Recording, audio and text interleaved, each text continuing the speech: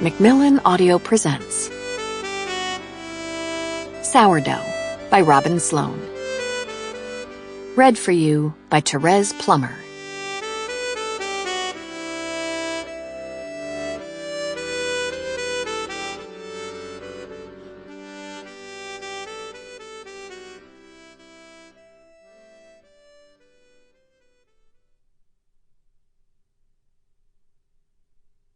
Number 1 Eater. It would have been nutritive gel for dinner, same as always, if I had not discovered, stuck to my apartment's front door, a paper menu advertising the newly expanded delivery service of a neighborhood restaurant. I was just home from work, and my face felt brittle from stress. This wasn't unusual, and I would not normally have been interested in anything unfamiliar. My nightly ration of slurry waited within. But the menu intrigued me. The words were written in a dark, confident script. Actually, 2 scripts. Each dish was described once using the alphabet I recognized, and again using one I didn't. Vaguely Cyrillic seeming, with a profusion of dots and curling connectors. In either case, the menu was compact. Available was the spicy soup, or a spicy sandwich, or a combo, double spicy, all of which, the menu explained, were vegetarian.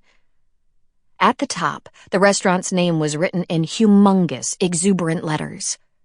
Clement Street Soup and Sourdough. At the bottom, there was a phone number and the promise of quick delivery. Clement Street was just a few blocks away. The menu charmed me. And as a result, my night and my life bent off on a different track. I dialed the number and my call was answered immediately. It was a man's voice, slightly breathless. Clement Street Soup and Sourdough, okay to hold? I said yes, and music played, a song in some other language. Clement Street was a polyglot artery that pulsed with Cantonese, Burmese, Russian, Thai, and even scraps of Gaelic. This was none of those. The voice returned. Okay, hello, what can I make for you? I ordered the double spicy. I came to San Francisco from Michigan, where I was raised and educated and where my body's functioning was placid and predictable, mostly. My father was a database programmer for General Motors, who liked his work and had endeavored to surround me with computers from toddlerhood onward, and whose plan succeeded, because I never thought of anything except following his path. Especially at a time when programming was taking on a sheen of dynamism, and computer science departments were wooing young women aggressively. It's nice to be wooed. It helped that I was good at it. I liked the rhythm of challenge and solution. It felt very satisfying to solve programming problems.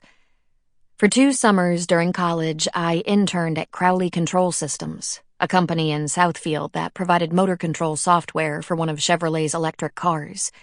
And when I graduated, there was a job waiting for me. The work was minutely specified and cautiously tested, and it had the feeling of laying bricks. Put them down carefully, because you won't get another chance. The computer on my desk was old, used by at least 2 programmers before me. But the code base was modern and interesting. I kept a picture of my parents next to my monitor, along with a tiny cactus I'd named Kubrick. I bought a house 2 towns over in Ferndale. Then I was recruited. A woman contacted me through my stubby LinkedIn profile, her own identifying her as a talent associate at a company called General Dexterity in San Francisco, with a request for an exploratory phone call, which I accepted. I could hear her bright smile through the speaker. General Dexterity, she said, designed industry-leading robot arms for laboratories and factories.